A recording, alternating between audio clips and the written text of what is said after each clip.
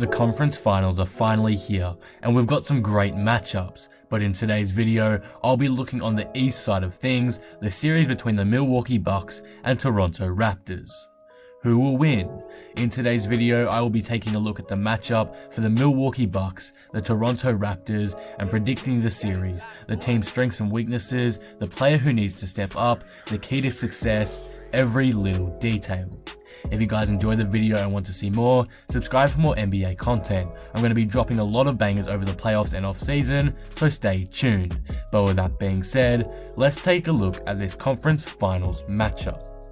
The Milwaukee Bucks are coming off two fantastic series. They took care of business in Detroit with no worries, and after a surprise loss in Game 1, they blew right past the Boston Celtics in their conference semi-finals. Giannis was simply unstoppable and will need to play that way again to guarantee the Bucks a spot in the NBA Finals. The Toronto Raptors are coming off one of the most intense and brilliant playoff series I've ever witnessed. After cruising past the Magic in the first round, the Raptors met the Philadelphia 76ers, and we all know how that ended, with Kawhi hitting the buzzer beater in Game 7 to win the series. Kawhi has been absolutely phenomenal, and he needs his team to lift if they want to proceed to an NBA Finals appearance.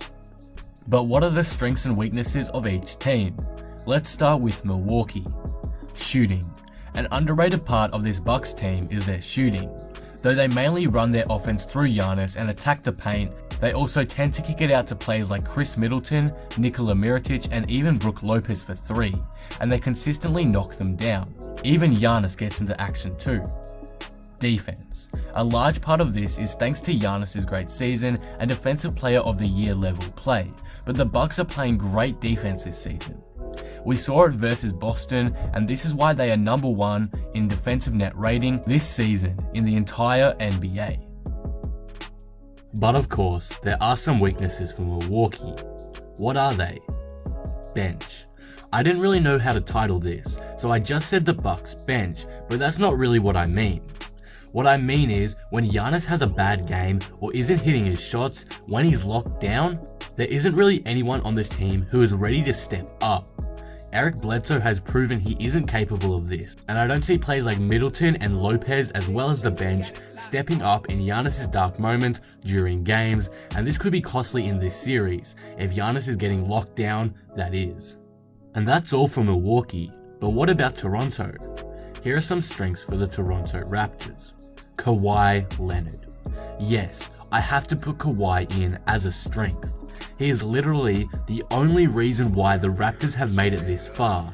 I don't care what you say. This run is off the back of Kawhi only, and he's making a case for one of the best playoff runs of all time if he keeps it up. 3-point shooting. I know this is a strength for every team so far, but honestly, it's one of the Raptors too. Danny Green, Pascal Siakam, even Gasol have been shooting well from 3 this season. Kawhi too. It's been a major luxury for the Raptors. But then, there are weaknesses for the Raptors too. What are they? Supporting cast. Yeah, you saw this coming. The Toronto Raptors supporting players around Kawhi Leonard have just been awful these playoffs.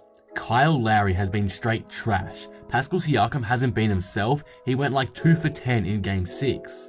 Basically, the whole squad's been out of touch, excluding Kawhi Leonard. He is straight up carrying this team. They can't even let him sit for more than a couple minutes before having to put him back on, because the guys are just playing that bad.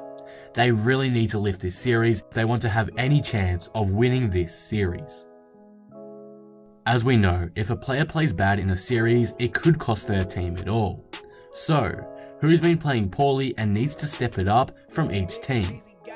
For the Bucks, it's the supporting cast. Though they were generally good versus Boston, in Game 1 they did lack a lot when Giannis wasn't dominating, and that cost them the game. Honestly, there isn't much to say about the Bucks because they've just been so good these playoffs, but that's one thing I've noticed about them.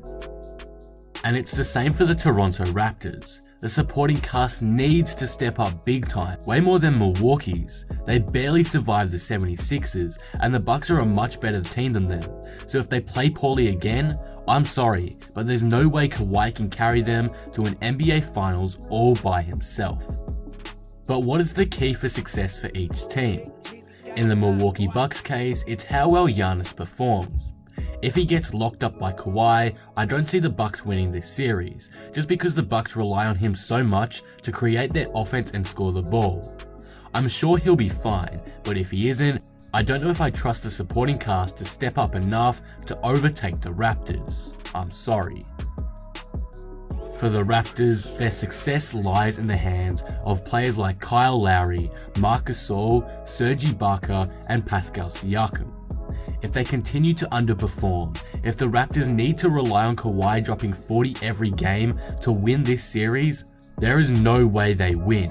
In a conference finals battle against the best team in the league record-wise, you can't just let your number one guy do all the work. You need to step up, make some baskets. You can't be shooting under 30 to 35% this series. It's unacceptable in the first round, and it's unacceptable now. To be quite frank, the Raptors wouldn't even be here without Kawhi Leonard's superb series.